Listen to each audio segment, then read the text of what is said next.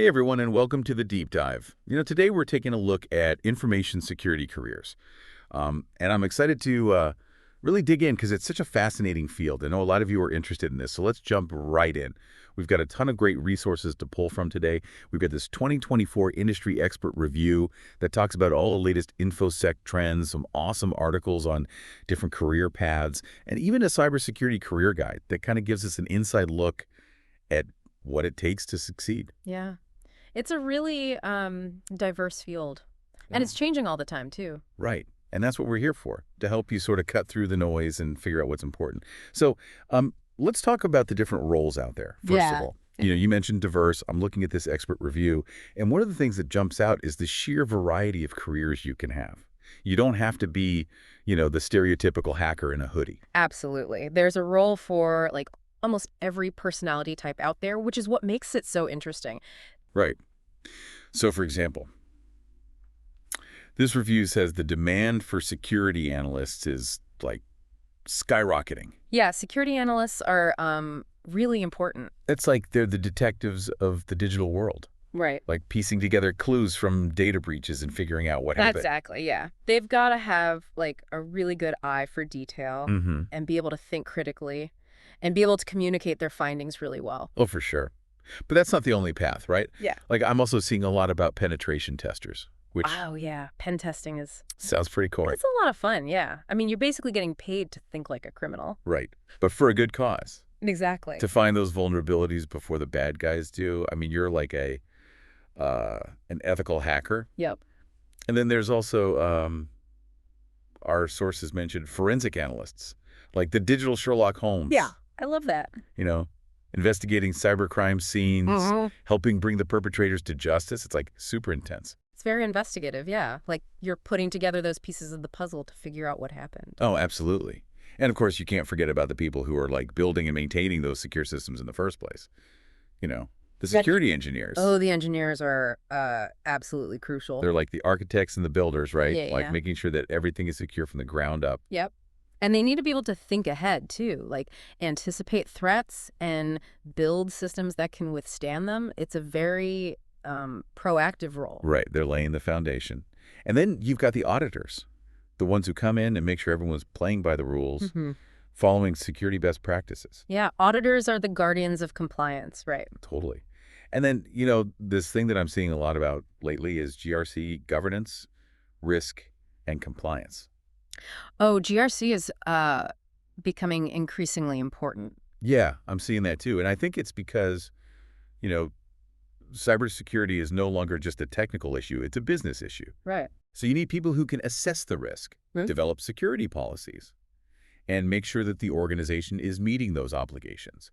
It's a lot more strategic. Definitely. It's about managing risk really at the highest levels of the organization. So we've got detectives, ethical hackers, builders, rule enforcers, strategists. It's like a whole team, It takes a village, that's for sure. It really does. And what's so cool is that, you don't necessarily need to be a coding genius to be a part of this. You definitely don't.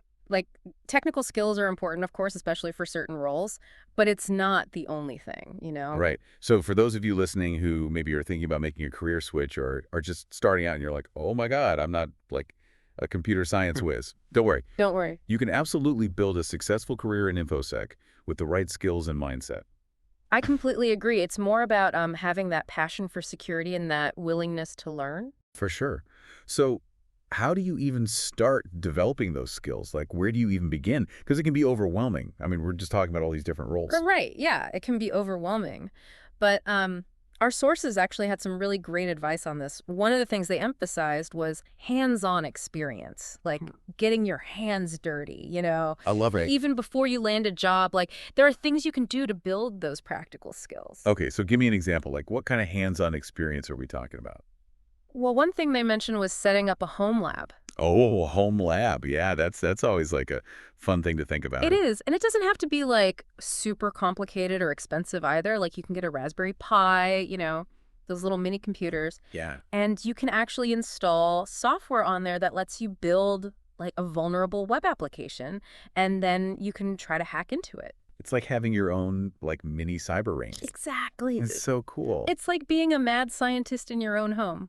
These hands-on activities look amazing on a resume. Oh, right. They show potential employers that you're not just talking the talk, you're actually walking the walk. You're actually doing it. Yeah. So you're demonstrating initiative, problem-solving skills. You're actually applying your knowledge. It's not just theoretical. Exactly. It's real world. Real world, hands-on. I love it. Yeah. Okay. So let's talk about actually landing that first cybersecurity job. Right. I know a lot of you listening are probably, maybe feeling stuck in this like experience required loop.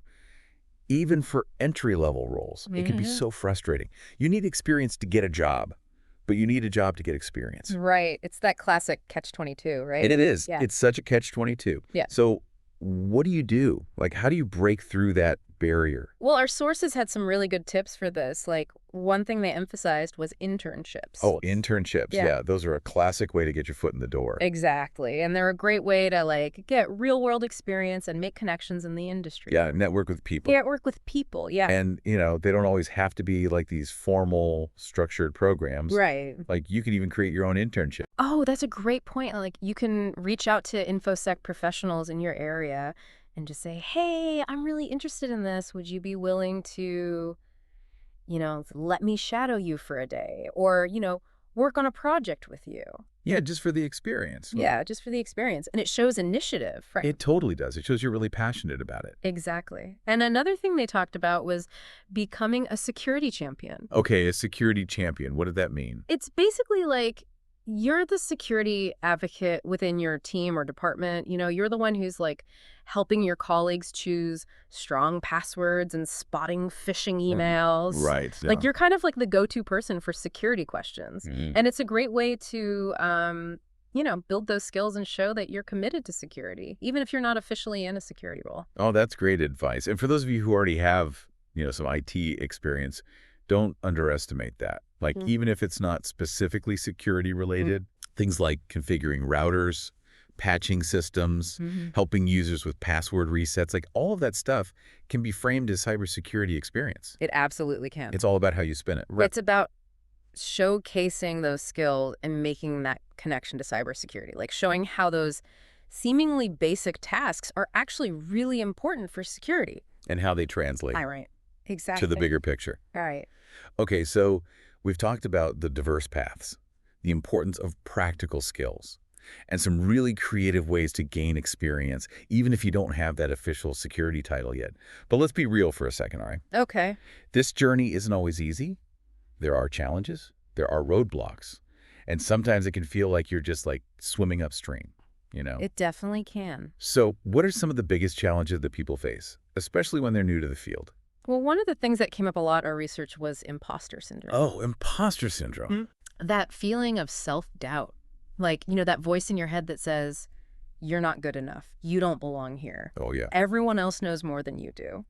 Oh, I know that voice so well. It's so common. And it can be really crippling. Especially when you're surrounded by, like, all these people who seem to know everything, and you're just like, I'm a fraud. I'm going to get found out. Exactly. But the thing is, everyone feels that way sometimes. Really? Yeah. Even like the most experienced professionals. No way. Yeah. Like it's so normal to feel that way. It's just like part of the human experience, I think. Wow. So it's important to like recognize it and be kind to yourself and remember that you're not alone in this. Yeah, absolutely. And I think one of the things that can really fuel that imposter syndrome is just like the sheer amount of information out there. Oh, for sure. It's information overload. It's like drinking from a fire hose. Yeah. There are so many resources, so many different paths you can take, so many different areas to specialize in. Yeah, it's overwhelming. It's paralyzing. So what are your thoughts on how to like navigate that information overload? How do you even begin to like sort through all of that? Well, I think one of the most important things is to be selective. Selective. Yeah. Like, don't try to consume everything at once. Right. Start with the basics and then like gradually branch out into areas that really interest you, So like figure out what you're passionate about and then just focus on that for a little while. Exactly. Like what gets you excited? What problems do you want to solve? Like let that guide you. Okay, that makes sense. But how do you even know which resources are worth your time? That's a good question. I think one of the best things you can do is like seek out recommendations from people you trust. you know? Okay, so talk to people who are already in the field. Exactly. Like, network with people. Read industry blogs. Yeah, read blogs, follow experts on social media, and don't be afraid to, like, experiment. Try out different platforms, try out different courses, try out different books, and see what works for you. It's like a Yep. buffet, right? Yeah, to buffet of knowledge. And you just got to like sample a little bit of everything and see what you like. Exactly. And what works for one person might not work for another. So it's really about finding what clicks for you. What resonates with you? Yeah. What helps you learn effectively? Yep, absolutely. So speaking of learning effectively, are there any specific resources that, that you would recommend or that our sources highlighted? Yeah. There are a few that came up a lot. Like, one platform that's super popular is DFIR Labs. Have you heard of that one? Oh, yeah. DFIR Labs. They have these, like, really cool hands-on labs that simulate real-world incident response scenarios. So it's like you're actually responding to a breach. Yeah. Like you're in the hot seat. That's so cool. It's really fun. And it's a great way to, like, build those practical skills and get that experience. And for those who are, maybe more on the offensive side, more interested in ethical hacking and pen testing, there's Cyber Defenders and TryHackMe. Oh, yeah. And they're gamified. Yeah, gamified learning is really popular these days, and this is a really effective way to learn because it's like you're playing a game, but you're actually learning real skills. Makes it fun, right? Yeah, and who doesn't love a good challenge? Totally. And then, of course, there's Zintra Labs, which I've heard great things about. Oh, yeah, Zintra Labs is, they're really well respected in the industry. They have a lot of great training courses and certifications. So it's like a one-stop shop for all things cybersecurity. Pretty much, yeah. Yeah. And they cover like a really wide range of topics. So like whatever you're interested in, they probably have something for you. Probably, yeah. Okay, that's fantastic. So we've got some great platforms for hands-on learning. What about community? Because, cybersecurity can be a little bit isolating, especially if you're just starting out. Oh, absolutely. Community is so important. Like, connecting with other InfoSec professionals is invaluable. Yeah, having that support system, Yeah. Like, people who get it. People who understand the challenges. Yeah, and can help you when you're feeling stuck. Yeah. So what are some good ways to, like, connect with other people in the field? Well, online communities are huge. Like, Twitter, Discord, LinkedIn. They're all great places to connect with like-minded people, ask questions, share resources, and just, like, stay up to date on what's happening in the industry. It's like having a global support network right at your fingertips. Exactly. And, you can learn so much just by, like, listening to what other people are talking about and seeing what they're working on. And sharing your own experiences, too. Yeah, Right? absolutely. And I think one of the things that really struck me in our research was the DFIR Reports coaching and mentoring program. Oh, yeah. Their program is awesome. It's like they pair you up with an experienced InfoSec professional who can provide personalized guidance and support. It's like having your own personal cybersecurity Yoda. It's like a cybersecurity Yoda. I love that. Right. And their mentoring sessions are like super affordable, which is great. That's really important. Yeah. Makes it accessible to everyone. Mm. So, okay. We've covered a lot of ground in this first part of our deep dive. We have. We've talked about the different paths, the importance of practical skills, and some awesome resources that can help you along the way. Yep. It's a lot to take in, but it's also really exciting. It is. I'm feeling energized just talking about it. Me too. I want to hear from you, Yeah. What are you guys taking away from this so far? What's resonating with you? Yeah, what questions are popping up for you? Hold on to those thoughts because we're going to be diving even deeper into the world of InfoSec careers as we continue on this deep dive. So, before we jumped into all those amazing resources, we were talking about all the different paths you can take in InfoSec. It's exciting, but I bet it can feel kind of overwhelming too. Oh, totally. Especially because there are so many misconceptions about what it actually means to work in cybersecurity. Yeah, for sure. Like, I remember when I first got interested in this field, I thought everyone was just like a hacker sitting in a dark room breaking into systems. Like that whole Hollywood image. Right. It's all hoodies and dark web and stuff. Exactly. But, it's funny. One of the articles we have actually talks about this, and the author makes a really interesting point. They say that this whole hacker stereotype is actually harmful because it narrows people's understanding of what cybersecurity really is. Oh, that's interesting. So if it's not all about hacking, what else is there? Like, what does it really mean to work in cybersecurity? Well, if you think about it, it's really about protection. It's about defending systems and data from attacks. Okay, so it's not just about offense. it's also about defense. Exactly. Think of it like this. Cybersecurity is kind of like the immune system of the digital world. Just like our bodies have defenses to fight off infections, organizations need cybersecurity professionals to protect their systems and data from all sorts of threats. Ooh, I like that. So there are different types of cybersecurity roles, just like there are different types of cells in our immune system. Exactly. And each one plays a super important part in keeping organizations safe. Like, we've got the security analysts who are always on the lookout for any suspicious activity, kind of like the white blood cells, right? Right, right. And then you've got the security engineers who are building the infrastructure, the framework that everything else relies on. They're kind of like the bones, right? Yep. Providing that structure. Which is a great analogy. And even the penetration testers, who might seem like the bad guys at first, Right. they're actually more like, vaccines. They're exposing vulnerabilities in a safe environment so that organizations can fix them before real attackers exploit them. So even the hackers are actually working to protect us. I love that. It's all about teamwork. Yeah. It totally is. It's like a well-oiled machine or a healthy immune system, all these different parts working together. And just like a healthy immune system needs a diversity of cells, a strong cybersecurity posture requires a diverse range of skills and perspectives. Which brings us to another big misconception, that everyone in InfoSec needs to be a coding expert. Yeah. And let's be honest, that can be pretty intimidating for people who aren't like programming gurus like me. Oh, tell me about it. I remember feeling that way too when I was starting out. I thought I had to be a coding whiz to even have a chance in this field. But what I quickly learned is that coding is just one piece of the puzzle. There are so many other important skills that are just as valuable, if not more so.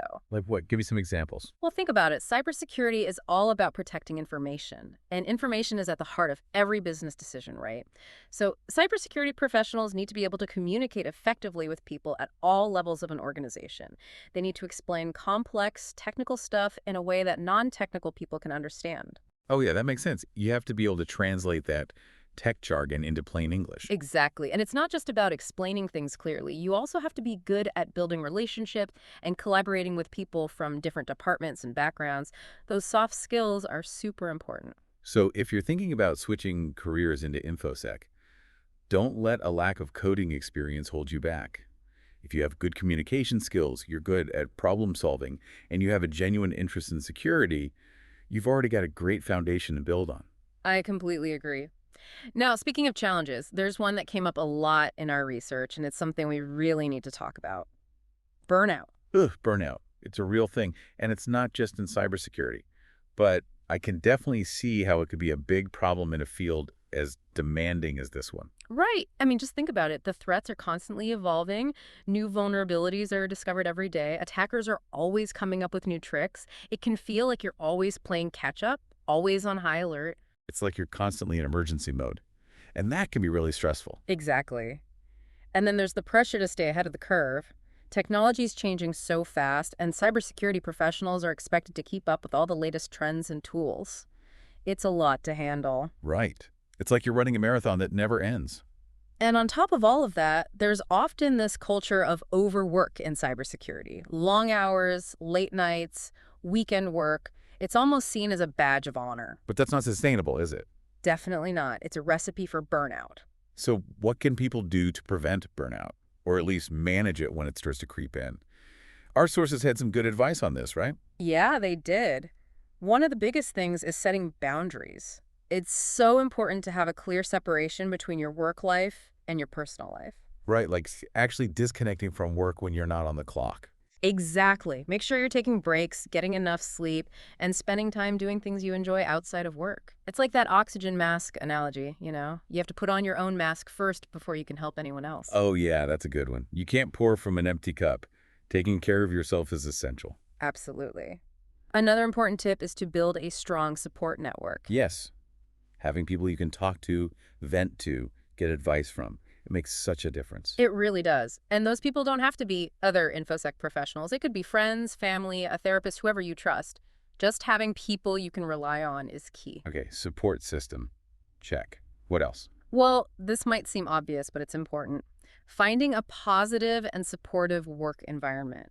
Not all workplaces are created equal, and some can actually be really toxic. Yeah, that's true. A toxic work environment can be incredibly draining, both mentally and emotionally. Huh. So what are some red flags that people should watch out for? Like, what are some signs of a potentially toxic workplace? One big one is a lack of work-life balance.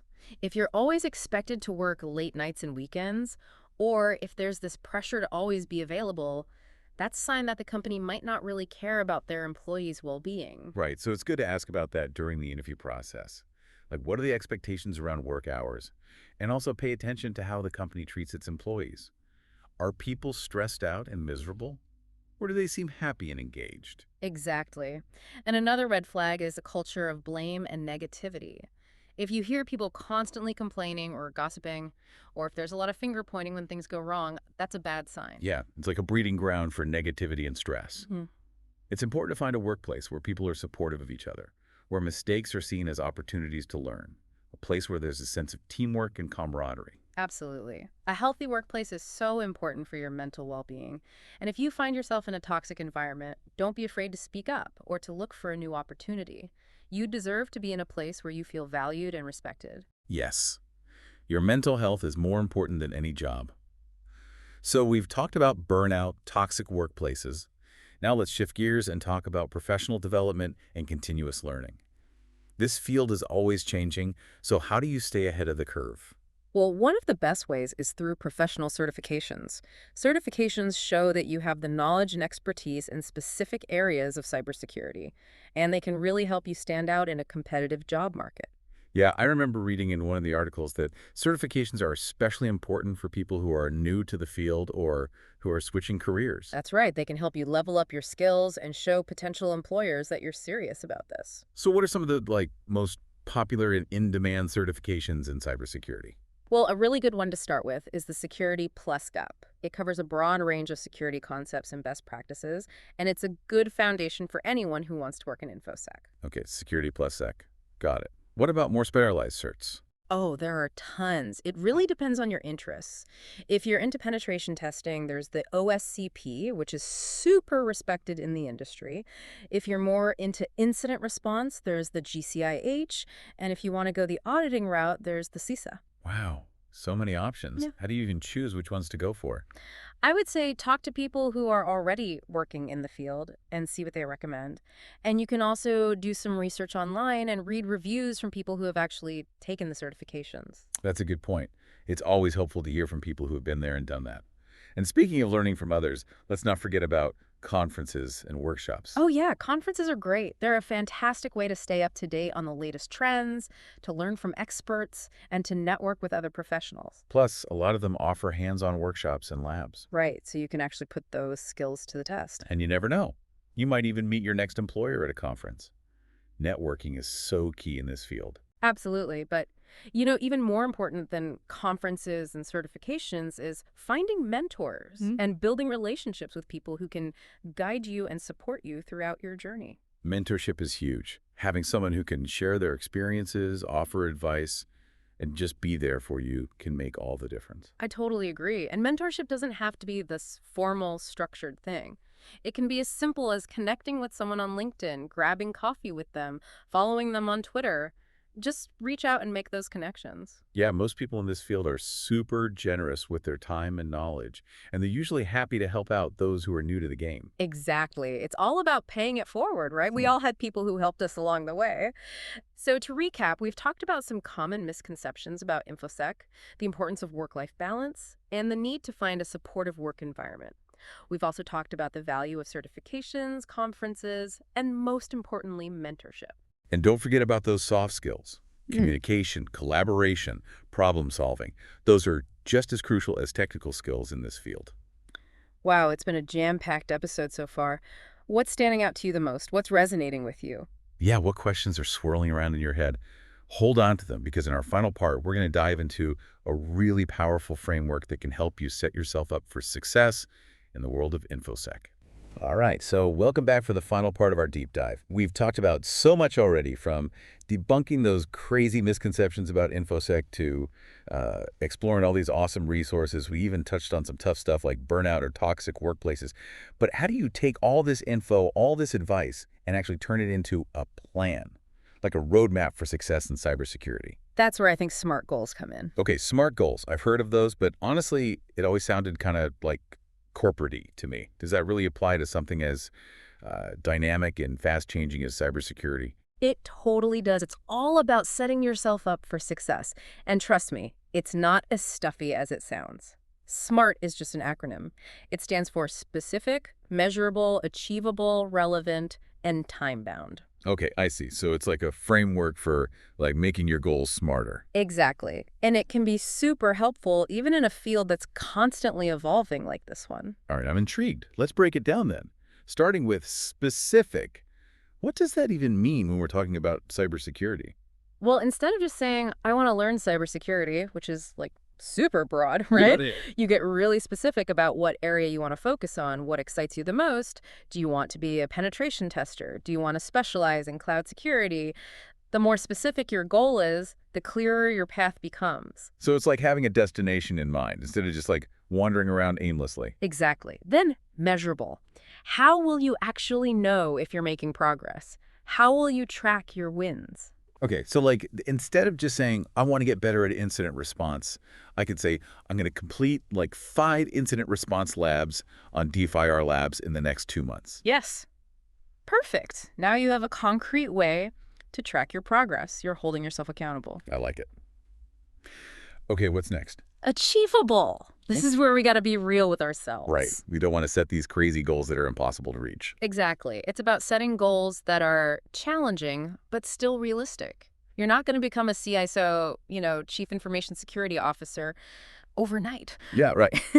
Start with smaller steps, achievable steps that build on each other, and each small win will give you that boost of confidence. Makes total sense. Okay, so we've got specific, measurable, achievable. What about relevant? This one's important. This is where you check in with your passions. Ask yourself, does this goal really align with my big picture career goals? Is it something that I'm genuinely interested in, or am I just, chasing a trend? If you're not passionate about it, you're going to lose steam. So it's not just about collecting certifications or titles. It's about like pursuing a path that lights you up. Yeah, something that makes you excited to learn and grow. Love it.